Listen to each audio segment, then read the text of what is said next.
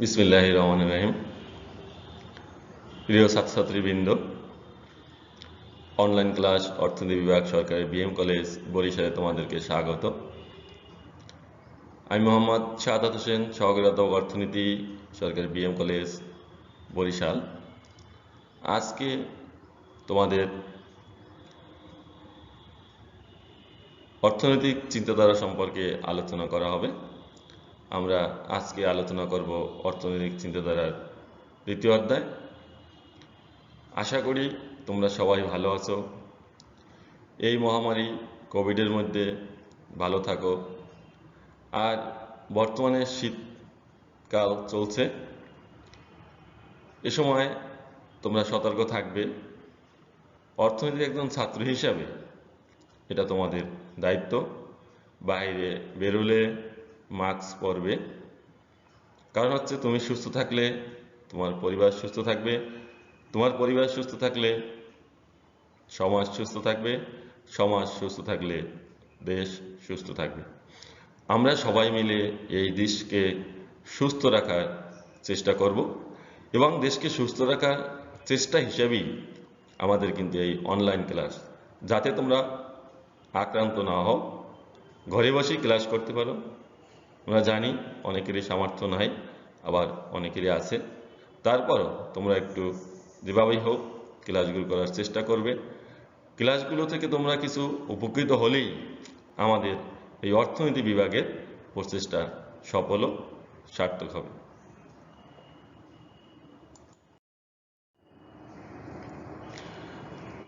আজকে আমি পড়াবো বাণিজ্যবাদ কি, বাণিজ্যবাদের বৈশিষ্ট্য, উদ্ভবের কারণসমূহ লিখো। আসলে আমরা অনেকেই এই ব্যাপারগুলো সাধারণ জ্ঞানে জানি যে বাণিজ্য কি, বাণিজ্যবাদ কি।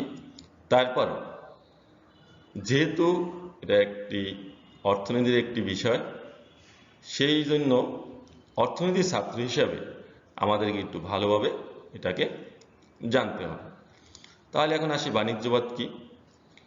পঞ্চদশ শতাব্দীর মধ্যভাগ থেকে অষ্টাদশ শতাব্দীর শেষ ভাগ পর্যন্ত ইংল্যান্ড, ফ্রান্স ও ইতালিতে আন্তর্জাতিক বাণিজ্যের বিশেষ প্রসার লাভ করে।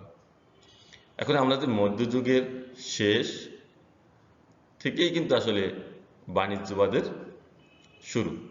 এ অবস্থায় একটি পরিবর্তিত নতুন অর্থনৈতিক ভাবধারার সৃষ্টি হয়। যখন অন্ধকার যুগ শেষ হয়ে গেল, নতুন যুগের সূচনা হলো, সেখানে নতুন একটি অর্থনৈতিক ভাবধারারও সৃষ্টি হল। অধ্যাপক এলএইচ হেনি কয়েকটি মতবাদের কথা উল্লেখ করেন। সেগুলো যথাক্রমে বাণিজ্যতন্ত্র প্রথা, মার্কেন্টাইল সিস্টেম, কালভার্টবাদ, যেটাকে বলা হয় কালভার্টিজম, নিরোধবাদ, রেস্ট্রিকটিভ সিস্টেম, বাণিজ্য প্রথা কমার্শিয়াল সিস্টেম এবং বাণিজ্যতন্ত্রবাদ মার্কেন্টাইলিজম। অধ্যাপক হেনির মতে এই মতবাদকে অথবা এই মতবাদগুলোকে একত্রেই বাণিজ্যতন্ত্র বা মার্কেন্টালিজম বলা হয়, অথবা আমরা তাদেরকে বাণিজ্যবাদ বলতে পারি। এখন মার্কেন্টালিজম শব্দটি ফরাসি ভূমিবিদ অর্থনীতিবিদরা প্রথমে ব্যবহার করেন। পরে আমরা যখন ফিজিওক্র্যাট পড়াবো ভূমিবাদ, তখন এখানে আসলে তোমরা দেখতে পাবা যে আসলে তারাই কিন্তু এই বাণিজ্যবাদ শব্দটিকে নিয়ে আসছে। এরপর অ্যাডাম স্মিথ একে বাণিজ্যবাদ হিসাবে চিহ্নিত করেন। বাণিজ্যবাদ হচ্ছে এমন এক মতবাদ যা অর্থনৈতিক, রাজনৈতিক ক্ষেত্রে রাষ্ট্রীয় ক্ষমতা, সম্পদ ও অগ্রগতির উপায়সমূহের উপর গুরুত্ব আরোপ করে। সম্পদ সবকিছুর মূলে এবং সম্পদই একটি রাষ্ট্রের শক্তি। এখন কি বলতে পারো, একজন মানুষের শক্তি হচ্ছে সম্পদ। এই যে সম্পদকে কেন্দ্র করে সমস্ত কিছুই আবর্তিত হচ্ছে, এটাই ছিল আসলে বাণিজ্যবাদের মূল কথা। কোন কোন অর্থনীতিবিদ একে রাজনৈতিক জাতীয়তাবাদের অর্থনৈতিক দিক হিসাবে চিহ্নিত করেছেন, যেহেতু এটা শুরু হয়েছিল কোথায়? ইউরোপে। কারণ সম্পদকে কেন্দ্র করে যেহেতু সমস্ত কিছুই পরিচালিত হয়, সুতরাং একে অনেকে রাজনৈতিক জাতীয়তাবাদ হিসাবে চিহ্নিত করেছে। ইউরোপে যখন বিভিন্ন ভাবধারা জন্ম নিচ্ছিল, তখন রাষ্ট্রনায়ক, রাজনীতিবিদগণ তাদের প্রকৃত সম্পদ বৃদ্ধি পাবে কিনা তা নিয়ে বিশদ ব্যাখ্যা দিতে আরম্ভ করলেন। যে যে ভাবধারায় জন্ম হোক সেটার কারণে অর্থনৈতিক সমৃদ্ধি লাভ করবে কিনা একটি দেশ, একটি জাতি, তা নিয়ে বিভিন্ন জন বিভিন্ন ব্যাখ্যা বিশ্লেষণ আরম্ভ করেছিল। ব্যবসায়ীরা বলতে লাগলো, দেশে সোনা রূপা অন্যান্য মূল্যবান দ্রব্যের আমদানি ঘটালেই দেশ সমৃদ্ধ হবে। ওই সময় যেহেতু স্বর্ণ ছিল অতি মূল্যবান, এখনো কিন্তু স্বর্ণ মূল্যবান, এবং রৌপ্য, যে মূল্যবান সামগ্রী যদি দেশে আনা যায় তাহলেই দেশ সমৃদ্ধ হবে, যেহেতু আর্থিক সক্ষমতা বৃদ্ধি পাবে। আবার সোনা রূপা অন্যান্য মূল্যবান দ্রব্যাদি তখনই বেশি হবে যখন দেশে আমদানির তুলনায় রপ্তানি বেশি হবে।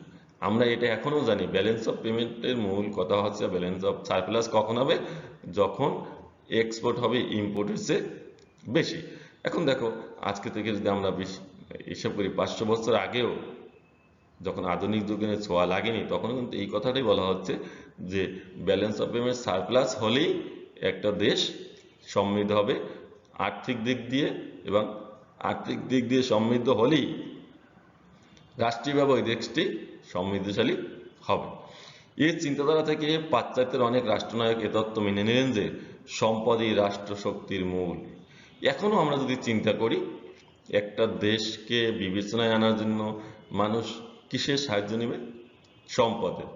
শক্তিশালী বিবেচনার জন্য কিসের সাহায্য নেবে? সম্পদ। যে দেশের সম্পদ যত বেশি সে দেশ তত উন্নত। ফলে সম্পদ আহরণ করতে গিয়ে আমদানির তুলনায় অধিক রপ্তানি করার যে প্রবণতা, তাই বাণিজ্যবাদের মূল কথা। এই এক্সপোর্ট আর ইম্পোর্টকে ঘিরে কিন্তু অনেক তত্ত্ব বিভিন্ন অর্থনীতিবিদ বিভিন্ন সময় দিয়েছেন। আমরা সেগুলা অনেকেই জানি, আবার সামনে ইন্টারন্যাশনাল ইকোনমিক্স থেকে পড়ব। এখন এই যে অবস্থা, একটা রাষ্ট্রের মূল শক্তি হচ্ছে সম্পদ। এই সম্পদকে ঘিরেই একটি রাষ্ট্র কতটা শক্তিশালী সেটা আসলে হিসেব করা হয়। সুতরাং বাণিজ্যবাদের মূল কথাই হলো কি, সম্পদ রাষ্ট্র শক্তির মূল, এবং সেখানে কি করতে হবে, বিভিন্ন মূল্যবান সামগ্রী যদি বেশি থাকে একটি দেশে, সে দেশ তত শক্তিশালী, এবং আমরা যে পরিমাণ আমদানি করব তার চেয়ে বেশি পরিমাণ কি করতে হবে, আমাদের রপ্তানি করতে হবে।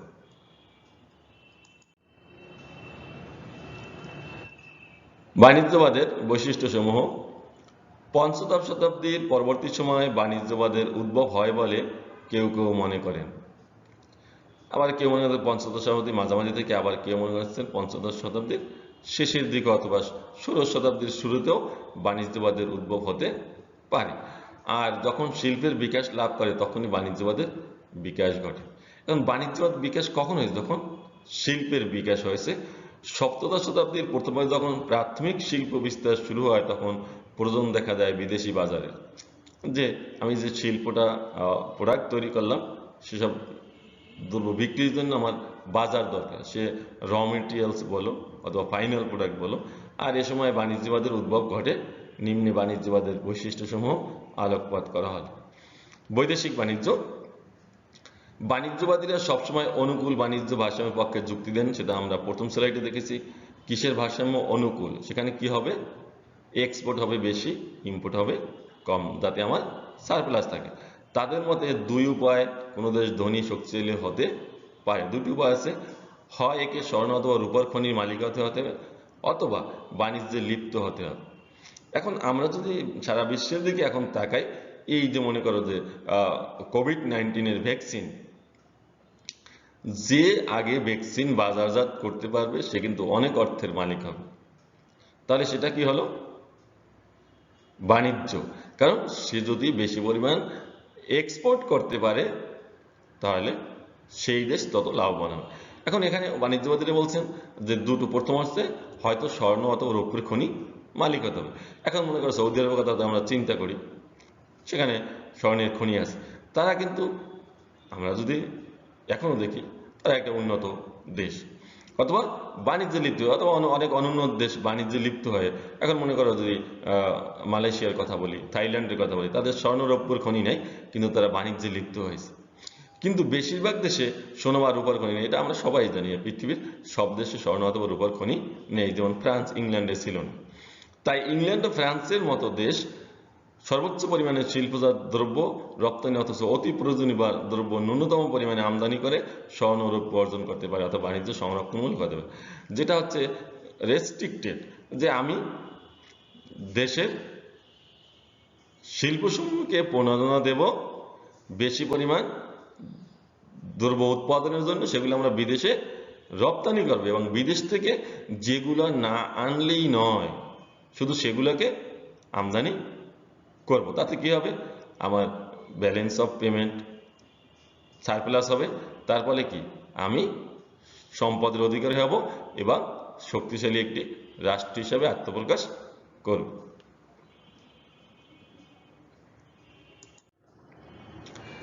অর্থের গুরুত্ব। বাণিজ্যবাদীরা মনে করতেন স্বর্ণ রূপাই হলো মূল সম্পদ, যেটা আমরা আগেও বলেছি। তাদের মতে বেশি স্বর্ণ মানে হলো বেশি সম্পদ, বেশি ক্ষমতা। এখন যদি তোমরা আজকে থেকে 500 বছর আগে যে চিন্তা ভাবনা করে গেছেন বিভিন্ন বাণিজ্যবাদী অর্থনীতিবিদরা, এখনো কিন্তু সেই অবস্থাই চলছে, বেশি সম্পদ বেশি ক্ষমতা। ব্যবসা বাণিজ্যের মূল চাবি গেলে অর্থ। এখন অর্থ যদি নাই তাহলে তুমি ব্যবসা বাণিজ্য করতে পারবে না। তারা মনে করতেন প্রচুর অর্থের উপর বাণিজ্যের গতিবিধি ও পরিধি নির্ভর করে, যে বাণিজ্যটা কীরকম হবে সেটা হবে আমার দেশে কি পরিমাণ অর্থ আছে। সুতরাং তাদের মধ্যে যত বেশি অর্থ থাকবে তত বেশি বিনিয়োগ হবে, নিয়োগ হবে, উৎপাদন হবে, আয় বাড়বে। এজন্য তারা অর্থের উপর গুরুত্ব আরোপ করেন। আমরা যদি অর্থনীতির ছাত্র হিসাবে চিন্তা করি, দেখো বেশি ইনভেস্টমেন্ট বেশি কি হবে, মোর ইনভেস্টমেন্ট, মোর এমপ্লয়মেন্ট, মোর প্রোডাকশন, মোর ইনকাম। এখন যত অর্থ হবে তত কি বিনিয়োগ হলে কি কর্মসংস্থান বাড়বে, কর্মসংস্থান বাড়লে কি হবে, উৎপাদন বাড়বে, উৎপাদন বাড়লে কি হবে, ইনকাম বাড়বে। আবার যদি উল্টাটা চিন্তা করি তাহলে কি হবে, বিনিয়োগ নেই, কর্মসংস্থান নেই, উৎপাদন নেই, আয় নেই। তাহলে অর্থের গুরুত্ব কেন দিয়েছেন বাণিজ্যবাদীরা, যে দেশে যত অর্থ সে দেশ কিন্তু তত শক্তিশালী। তার কারণ হচ্ছে তাদের দেশের জনসংখ্যা বেকার থাকবে না। বেকার না থাকলে কোথায় যাবে, তাদেরকে কর্মসংস্থান ব্যবস্থা করবে, উৎপাদন বাড়বে, আয় বাড়বে, তাদের দেশকে আরও সামনের দিকে এগিয়ে যাবে। এই জন্য বাণিজ্যবাদীরা কিন্তু অর্থের প্রতি গুরুত্ব দিয়েছে। জনসংখ্যা নীতি। বাণিজ্যবাদীরা দুই কারণে জনসংখ্যা বৃদ্ধি সমর্থন করতেন। এখন যদি আমরা বিশ্বের দিকে তাকাই, বিভিন্ন দেশ জনসংখ্যা বৃদ্ধিকে সমর্থন করে না, অথবা কিছু উন্নত দেশও আছে তাদের জনসংখ্যা বৃদ্ধি এখন নেগেটিভ। প্রথমত, জনসংখ্যা বাড়লে সস্তায় প্রচুর শ্রম পাওয়া যাবে। এটা তুমি যদি চিন্তা করো, আমাদের দেশের গার্মেন্টস সেক্টরের কথা চিন্তা করি আমরা, ওই সময় বাণিজ্যবাদীরাও এটা চিন্তা করে যে জনসংখ্যা বেশি থাকলে সস্তায় প্রচুর শ্রমিক পাওয়া যাবে।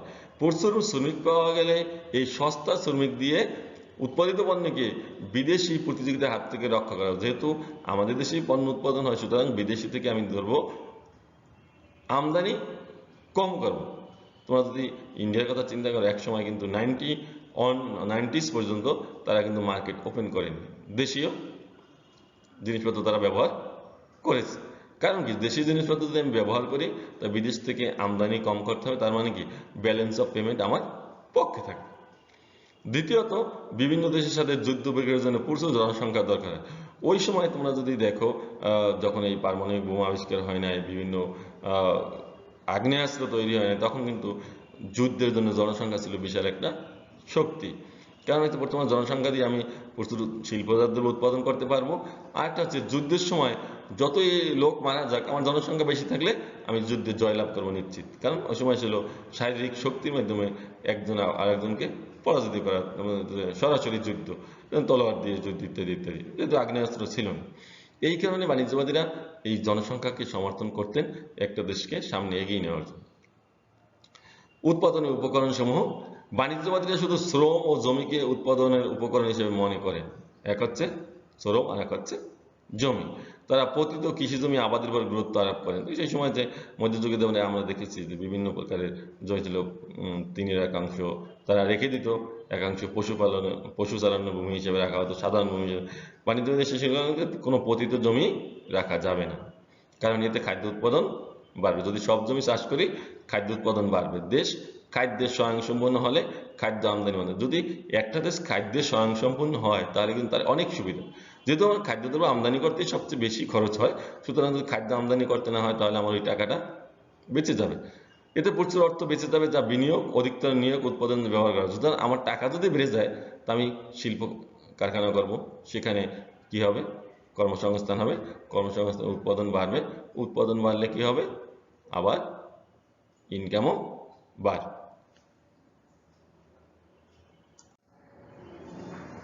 সুদের হার, বাণিজ্যবাদীরা কম সুদের পক্ষে বক্তব্য রাখেন।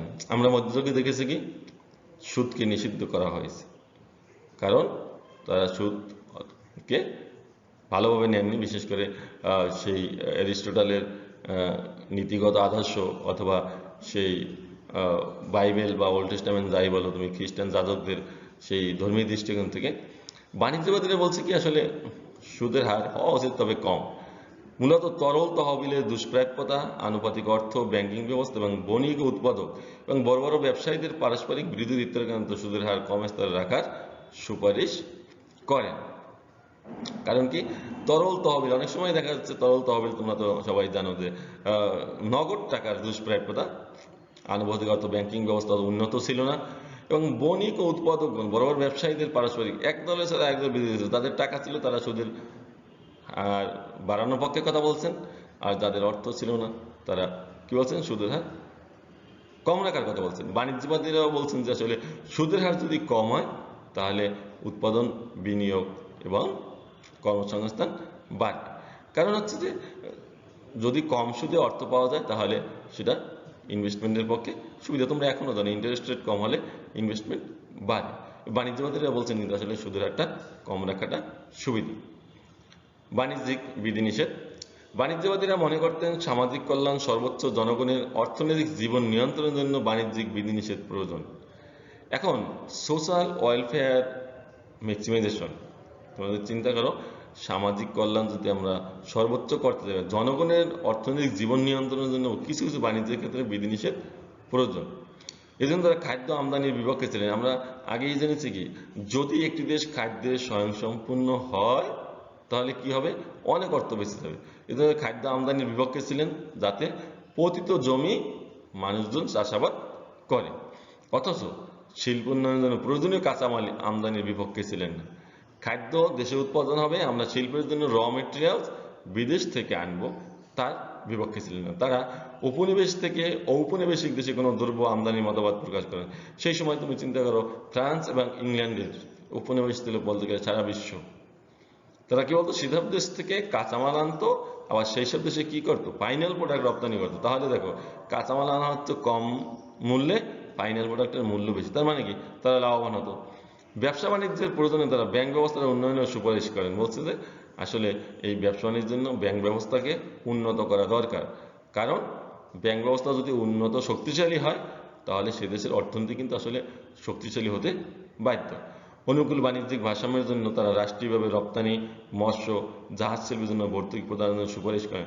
এখন ওই সময় যে জাহাজ আর কি, এক দেশ থেকে এক দেশে হয়তো নৌকা অথবা কাঠের জাহাজ, যেভাবেই হোক তারা এক দেশ থেকে অন্য দেশে যাতায়াত করছে, সেজন্য কি ছিল, এই শিল্পের জন্য ভর্তুকি প্রদানের জন্য, মাছ ধরা অথবা মাছ ধরতে যারা যাবে তাদের নৌকা তৈরির জন্য ভর্তুকি, রাষ্ট্রীয়ভাবে রপ্তানি যাতে বিদেশে রপ্তানি করা যায়, এর জন্য তারা বিভিন্ন ভর্তুকির জন্য সরকারের কাছে বিভিন্ন সুপারিশ প্রদান করে।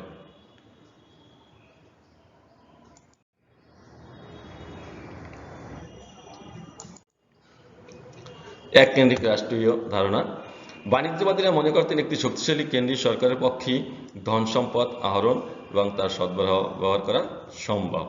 আমরা এখন কিন্তু দেখি এককেন্দ্রিক রাষ্ট্র, এবং তারাও চাইছে কি এককেন্দ্রিক রাষ্ট্রই হোক। এজন্য তারা সাময়িকভাবে দেশকে শক্তিশালী করার উপর গুরুত্ব দেন, কারণ এরূপ রাষ্ট্রের পক্ষে বিদেশি শক্তির আগ্রাসী মনোভাব দূরীভূত করা সম্ভব। এখন রাষ্ট্র যদি এককেন্দ্রিক না থাকে, ওই বাণিজ্যবাদীদের সময় তারা মনে করতেন এককেন্দ্রিক রাষ্ট্র হলে, রাষ্ট্র শক্তিশালী হলে বিদেশি আগ্রাসন থেকে কি মুক্ত পাওয়া যায়। আসলে আমরা যদি ওই সময় ইউরোপের দিকে তাকাই, ইউরোপের অধিকাংশ দেশই কিন্তু ছিল আসলে আর্থিকভাবে শক্তিশালী। আমরা যদি এশিয়া আফ্রিকার দিকে তাকাই অথবা ল্যাটিন আমেরিকার দিকে তাকাই, সেটা কিন্তু অত শক্তিশালী দেশ ছিল না। সুতরাং বাণিজ্যবাদীরাও চিন্তা করতে আসলে আমাদের দেশকে শক্তিশালী করতে হবে, বিদেশি আগ্রাসন রুখতে হবে, এবং তারা কিন্তু বিভিন্ন দেশে উপনিবেশ স্থাপনের পক্ষে মতামত দিয়েছে। সেখান থেকে স্বল্প মূল্যে অথবা সস্তায় কাঁচামাল আমদানি করা যাবে এবং ফাইনাল প্রোডাক্ট বেশি দামে বিক্রি করা যাবে। ধন সম্পদ সৃষ্টি এবং ব্যবহার। দেশের দ্রুত উন্নয়নের জন্য বাণিজ্যবাদীরা ধন সম্পদ সৃষ্টি তার ব্যবহারের উপর গুরুত্ব আরোপ করেন, যে কি উপায়ে ধন সম্পদ সৃষ্টি করা যায় এবং তা ব্যবহার করা যায়। ধন সম্পদ সৃষ্টির জন্য তারা কি করতেন? স্বর্ণ ও রৌপ্যের মতো মূল্যবান ধাতু যে কোনো উৎস থেকে সংগ্রহের কথা বলেন। বলা হচ্ছে ধন সম্পদ সৃষ্টির জন্য তারা বলছেন কি, স্বর্ণ রৌপ্যের মতো মূল্যবান ধাতু যে কোনো উৎস থেকে সংগ্রহ, যেভাবেই হোক সংগ্রহ করতে হবে। আর এর ভিত্তিতে মুদ্রার যোগান বৃদ্ধি করে অধিক বিনিয়োগের পক্ষেও বক্তব্য রাখেন। যদি ধন সম্পদ সৃষ্টি হয় এবং অধিক ধন সম্পদ থাকে, তাহলে আমরা প্রথম দিকেও দেখেছি বিনিয়োগ বাড়বে। বিনিয়োগ বাড়লে মুদ্রার যোগানও বাড়বে, উৎপাদন বাড়বে, কর্মসংস্থান বাড়বে। এই কারণে কিন্তু বাণিজ্যবাদীরা ধন সম্পদ যে কোনো উপায়ে সৃষ্টি করা হোক, সেটা নৈতিক অনৈতিক সেটা কোনো বড় কথা না, তাদের ধারণা ছিল আমাদের ধন সম্পদ অর্জন করতে হবে। মজুরি নীতি। বাণিজ্যবাদীরা শ্রমিকদের জন্য কম মজুরি প্রদানের পক্ষপাতী ছিলেন। আমরা এটা বিভিন্ন সময় দেখেছি, আয়রন ল অফ ওয়েজেস, যা বলা হচ্ছে যে শ্রমিক ওই পরিমাণ মজুরি পাবে যে পরিমাণ মজুরি দেশে খেয়ে পরে বেঁচে থাকতে পারে। এর পক্ষে বিপক্ষে বিভিন্ন বক্তব্য আছে। যেমন বাণিজ্যবাদীরা উইলিয়াম পেটি মনে করতেন বেশি মজুরি দেওয়া হলে শ্রমিকরা কম কাজ করবে। এখানে কিন্তু তোমরা একটা জিনিস দেখো যে যার ইনকাম বেশি সে কিন্তু কাজ আসলে কম করতে চায়, কারণ হচ্ছে যে তার তো অর্থ আছে, সে 2 দিন বসে খেতে পারবে। তাছাড়া মজুরি কম থাকলে উৎপাদন খরচ কম পড়বে। আরেকটা জিনিস হচ্ছে, যেহেতু শ্রমিকদের অর্থ বেশি দিলে আমরা দেখেছি ব্যাকওয়ার্ড বেন্ডিং, সাপ্লাই কার্ভ হয়, যে এক সময় বেশি অর্থ দিলে তারা কাজ করতে অনাগ্রহী। এবং মজুরি কম থাকলে উৎপাদন খরচ কম, যেহেতু মজুরির খরচটা কি ফাইনাল প্রোডাক্টের উপর প্রোডাকশনের পড়বে, সুতরাং মজুরি কম থাকলে উৎপাদন খরচটা কম পড়বে। এতে বিদেশে কম দামে বেশি করে দ্রব্য রপ্তানি করার সময়, এখন ওই সময় যে পরিস্থিতি ছিল, এখন যে পরিস্থিতি, এখন যদি অন্য দেশে বাংলাদেশের কথাই চিন্তা করা হোক, যে অন্য দেশের প্রোডাক্ট যদি ভালো হয় এবং কম দামে পাওয়া যায়, তাহলে কিন্তু মানুষ সেটাই কিনবে। বাণিজ্যবাদীদের কথা হচ্ছিল এইটা, যে শ্রমিকদের মজুরি কম দেওয়া হবে, কম মজুরিতে উৎপাদন খরচ কম পড়বে, আমরা বিদেশে কম দামে দ্রব্য রপ্তানি করতে পারবো। তার মানে কি, আমাদের দেশ কি হবে? অর্থনৈতিকভাবে শক্তিশালী হবে।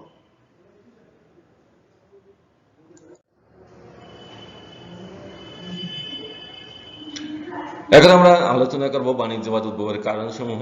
কয়েকটি কারণ আছে কেন এই বাণিজ্যবাদ উদ্ভব হলো। তখন আমরা দেখলাম বাণিজ্যবাদীদের বৈশিষ্ট্য। বাণিজ্যবাদের উৎপত্তি সম্পর্কে আলোচনা করতে হলে প্রথমে উল্লেখ করতে হবে ইউরোপের নব জাগরণের কথা। আমরা যে রেনেসার কথা শুনেছি, ইউরোপে যে রেনেসা, সেই রেনেসার কথা। এই প্রসঙ্গে নিম্নলিখিত ঘটনাবলী, প্রণিধান যুগ, এগুলো আসলে আলোচনার মধ্যে আসে। জাগতিক ক্ষেত্রে খ্রিস্টীয় মতবাদের ব্যর্থতা, এই মতবাদের বিভাগকে মধ্যযুগের শেষ ভাগে আলোচনা। এখন তারা খ্রিস্টীয় মতবাদ পারলৌকিক অনেক আলোচনা করেছেন, কিন্তু জাগতিক ক্ষেত্রে তারা মানুষকে বোঝাতে সমর্থ হননি, অত ব্যর্থ হয়েছেন। এবং এই মতবাদের বিভাগকে মধ্যযুগের শেষ ভাগে অনেক বিভিন্ন জায়গায় বিভিন্ন আলোচনা ছড়িয়ে পড়েছে। খ্রিস্টান ধর্মবাদ বা ধর্মনেতাদের সাথে সামন্তবাদের আপোষ, ওই সময় সামন্ত প্রথা ছিল, তাদের সাথে খ্রিস্টান ধর্ম বা খ্রিস্টান নেতাদের একটি আপোষ হয়েছিল, যা কারণ কি, সাধারণ মানুষকে যেটি খুশি করতে পারেনি। ইউরোপে প্রোটেস্ট্যান্ট মতবাদের অভ্যুত্থান, খ্রিস্টান ধর্মের আরেকটা মতবাদ ছিল প্রোটেস্ট্যান্ট, সেটার অভ্যুত্থান হয়েছে। ইউরোপের রেনেসা নবযুগে শুরু, আমরা যেটা শুরুতেই বলছি যে ইউরোপে যখন রেনেসা শুরু হয়েছে তখন কিন্তু মধ্যযুগের অবসান হয়েছে। রেনেসার প্রভাব মানুষের আধ্যাত্মিক কল্যাণ অপেক্ষা জাগতিক কল্যাণে অতিরিক্ত মনোযোগ প্রদান এবং মানবতাবাদী ভাবধারার উৎপত্তি। রেনেসার প্রভাবে কি হচ্ছে, মানুষের আধ্যাত্মিক যে কল্যাণ আছে, পরলৌকিক কল্যাণ অপেক্ষা জাগতিক কল্যাণ অধিকতর মনোযোগ দিয়েছে এবং মানবতাবাদী ভাবধারার উৎপত্তি। মানুষ বলছে আসলে মানবতাবাদী হওয়া, মানুষের প্রতি সদা সেই ভাবধারা উদ্ভব হয়েছে। এই উদ্ভবের কারণেই কিন্তু আসলে বাণিজ্যবাদের উদ্ভবটা জড়িত, যাতে মানুষকে মানুষের প্রতি দয়াশীলতা উদ্ভব হওয়ার কারণে, যে মানুষকে মানুষ হিসাবে যাতে মূল্যায়ন করা যায়, সেই কারণে কিন্তু আসলে আর জাগতিক কল্যাণের প্রতি অধিকার বাণিজ্যবাদের উদ্ভবের কারণ হয়েছে। এছাড়াও আরো কিছু কিছু কারণ আছে। প্রথমত হচ্ছে বিনিময় অর্থনীতি। সামন্তবাদের একই দেশ অসংখ্য অর্থনৈতিক ইউনিটে বিভক্ত ছিল। আমরা জানি যে বিভিন্ন সামন্তপূর্বের অধীনে জমিদারি প্রথা যেটা ছিল, চলাচল অবস্থা ছিল খুবই খারাপ। একাংশের সাথে অন্য অংশের কোনো অর্থনৈতিক সংযোগ ছিল না, কারণ তারা ছিল স্বয়ংসম্পূর্ণ। তাদের নির্দিষ্ট এরিয়ার মধ্যে বেড়া দিয়ে সেখানে কৃষকরা কাজ করতো এবং সামন্ত জমিদাররা সেখানে থাকতো। যখন এইরকম অভ্যন্তরীণ বাণিজ্য বিস্তারের জন্য ভেঙে পড়তে থাকে, তখন উৎপত্তি ঘটে বিনিময় অর্থনীতি। তখন এক সঙ্গে সাথে অন্য অংশের কোনো যোগাযোগ ছিল না, তারা বিভিন্ন ইউনিটে বিভক্ত ছিল, তখন অভ্যন্তরীণ বাণিজ্য আসলে ভেঙে পড়ারই কথা, যেহেতু বিনিময় প্রথা ছিল না। কিন্তু এর ফলে কি ঘটে, বিস্তারের জন্য বিনিময় অর্থনীতি, যে আমার এখানে অনেক সামন্তবাদের অতিরিক্ত অর্থ ছিল অথবা অতিরিক্ত কৃষি উৎপাদন ছিল, সেগুলা বিনিময় প্রথার জন্য একটা চেষ্টা ওই সময় চলছিল। বিভিন্ন সময় শহরে গিয়েও তারা বিভিন্নভাবে বিনিময় করত। এই অবস্থায় উৎপাদনকারী শুধু নিজের জন্য উৎপাদন করলো না, তারা দূর দূরান্তের বাজারের জন্য উৎপাদন করতে লাগলো। যখন বিনিময় অর্থনীতির একটা প্রচলন ঘটলো, তখন কিন্তু উৎপাদনকারীরা চিন্তা করলো কি, আসলে আমাকে শুধু নিজের জন্যও না, অপরের জন্য উৎপাদন করতে হবে। তার মানে কি, অপরের জন্য উৎপাদন করলে আমি সে দ্রব্য বিনিময়ে কি পাবো, অর্থ পাবো, এবং বিনিময়ের মাধ্যমে ব্যবসা বাণিজ্যের উন্নতি সাধন করলো।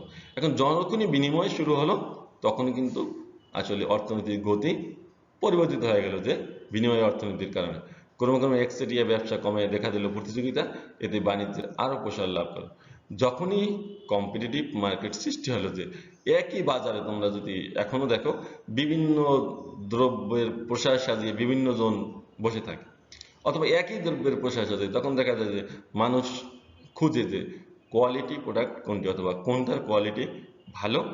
তাহলে সেখানে কি হয়, প্রতিযোগিতা ঘটবে মানসম্মত দ্রব্য উৎপাদনের জন্য। এই যদি প্রতিযোগিতা মানসম্মত দ্রব্য উৎপাদন যদি প্রতিযোগিতা দেখা দেয়, তাহলে দেখা দিলে যখন, তখন তো কিন্তু বাণিজ্যের আরো প্রসার হলো। সবাই কি করলো, যে আমার প্রোডাক্টটা ভালো করে উৎপাদন করার গুণাগুণ যাতে ভালো হয়। এভাবেই আসলে বাণিজ্যবাদের উদ্ভব হলো।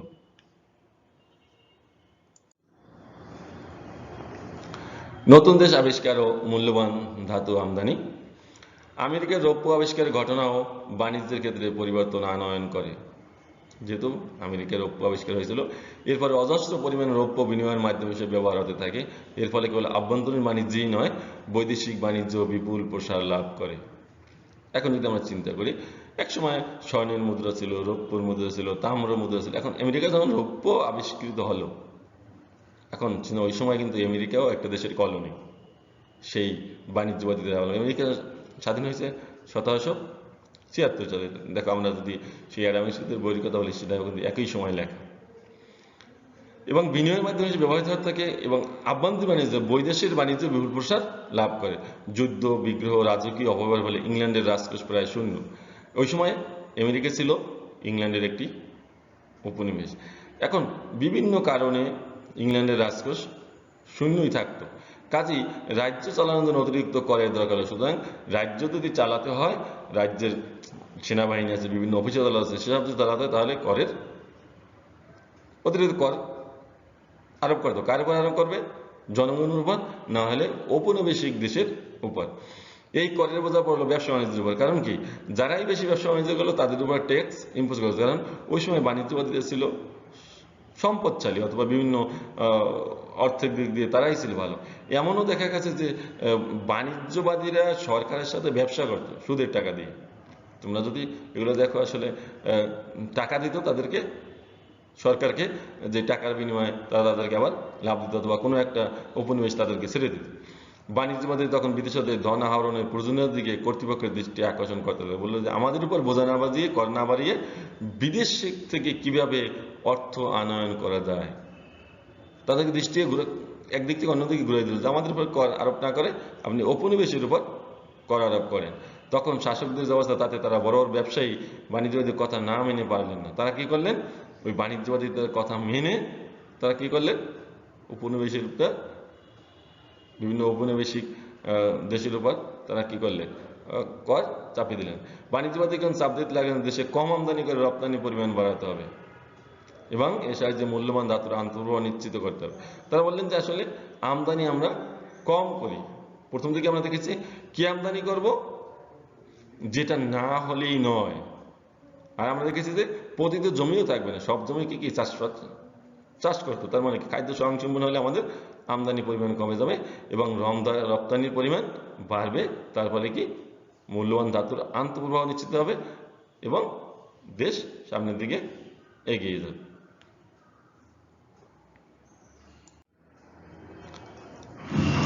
অভ্যন্তরীণ বাহ্যিক কারণে আসলে বাণিজ্যবাদের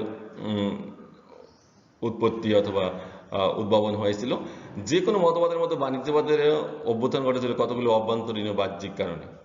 এখন বাণিজ্যের জন্য কিছু অভ্যন্তরীণ কারণ আছে, আবার বাহ্যিক কারণ আছে। যদিও বাণিজ্যবাদী আন্তর্জাতিক দৃষ্টিভঙ্গি নিয়ে তাদের মতবাদ প্রচার করেছিলেন, তবু একথা ভুললে চলবে না যে অভ্যন্তরীণ বিষয়ে তাদের ধারণা পরিষ্কার ছিল। আসলে যারা ব্যবসা বাণিজ্য করতেন তারা কিন্তু সব ধারণাই পরিষ্কার থাকে, এখনো থাকে। তুমি মনে করো যে হঠাৎ করে পেঁয়াজের দাম বেড়ে যায় সারা দেশে একই সাথে, অথবা চালের দাম বাড়ে একই সাথে, তারা কিন্তু সব দিকে দৃষ্টি রাখে, আন্তর্জাতিক বাজারের দিকেও আর অভ্যন্তরীণ বাজারের দিকেও। এখন তাদের দৃষ্টিভঙ্গিটি এত বিভিন্ন বিষয়ে এত পরিষ্কার থাকে যে তারা যে কোনো বিষয়ে হঠাৎ করে সিদ্ধান্ত নিয়ে ফেলে। এবং তাদেরও ছিল যে আন্তর্জাতিক দৃষ্টিভঙ্গি তো ছিল এবং আভ্যন্তরীণ বিষয়ে তাদের ধারণা ছিল পরিষ্কার যে কি ঘটতেছে, কি ঘটবে। এই ধারণাই তাদের মতবাদ গঠনের রূপায়ণে বিশেষ সহায়ক ছিল। মধ্যযুগ ছিল প্রধানত সামন্তবাদের যুগ, আমরা যেটা বলি যে বিভিন্ন সামন্তপূর্ব ছিল, অথবা আমরা দেখেছি যে বিভিন্ন অর্থনৈতিক ইউনিটে বিভক্ত ছিল, একজনের সাথে একজনের যোগাযোগ ছিল না। বিনিময় অর্থনীতি আসার পর না বিভিন্ন মানুষের যোগাযোগ শুরু করলো। নবযুগের সূচনায় যখন রেনেসাঁ শুরু হলো, তখন সামন্তবাদ ও সামন্তবাদী রাজনীতি কোনো বিলুপ্ত হয়। ওই সময় কিন্তু বিভিন্ন কৃষি দাস সামন্তবাদের অধীন থেকে যারা সামন্তবাদ দাস তারা মুক্তি পেতে শুরু করলো। মুক্তি পেতে শুরু করার পরে কি হলো, সামন্তবাদ অথবা সামন্তবাদের রাজনীতি বিলোপ সাধন হলো অথবা শেষ হয়ে গেল। এর স্থান দখল করলো রাষ্ট্রশক্তি। ধীরে ধীরে কি হলো, রাষ্ট্রশক্তি এই সামন্তবাদী অথবা সামন্তবাদ রাষ্ট্রশক্তি। এ সময় শ্রমিক মুক্তি, শিল্প বাণিজ্যের প্রতিযোগিতা ও ধন সম্পদের সম্পর্কে নব অর্থনৈতিক চিন্তাধারা প্রচারিত হয়। এবং যখন রেনেসাঁ শুরু হলো, সামন্তবাদ শেষ হলো, দাসপ্রথা শেষ হলো, তখন কিন্তু রাষ্ট্রই হয়ে গেল সমস্ত শক্তিবিন্দুর কেন্দ্র। এবং শ্রমিক মুক্তি, শিল্প, ব্যবসা বাণিজ্য, ধন সম্পদ সম্পর্কে বিভিন্ন অর্থনৈতিক চিন্তাধারা প্রচারিত হতে লাগে। এছাড়াও মুনাফা, সুদ ও ব্যাংকের প্রচলন নবযুগের অন্যতম বৈশিষ্ট্য। রেনেসাঁর সময় কি হচ্ছে, মুনাফা হচ্ছে অথবা সুদ হচ্ছে অথবা ব্যাংকের প্রচলন, ব্যাংক ব্যবস্থার উন্নতির কথা বাণিজ্যবাদীরা বলেছেন। এই উন্নতির ফলেও রেনেসাঁটা অতি দ্রুত ঘটল। এই নবজাগরণ ত্বরান্বিত হয় ধনশালী ব্যবসায়ীদের সহায়তায়। আসলে এই যে রেনেসাঁ হইল, আসলে হয়েছে কাদের সহায়তায়, এই বাণিজ্যবাদীদের সহায়তায়। এসব বিষয়ে চিন্তা করে সঠিকভাবে বলা যায় বাণিজ্যবাদ ব্যাপারে কেবল বাণিজ্য বা আন্তর্জাতিক ব্যাপারগুলো নয়, অভ্যন্তরীণ পরিবর্তনগুলো যথেষ্ট উপাদান জুগিয়েছিল। যে আমরা শুধু আন্তর্জাতিক বাণিজ্যের জন্য না, অভ্যন্তরীণ যে বিভিন্ন সমস্যা ছিল সেগুলোও কিন্তু আসলে, অথবা যে পরিবর্তন ছিল সেগুলোও কিন্তু এই বাণিজ্যবাদ এর সৃষ্টিতে অথবা উদ্ভাবনের পিছনে বিশাল অবদান রেখেছে।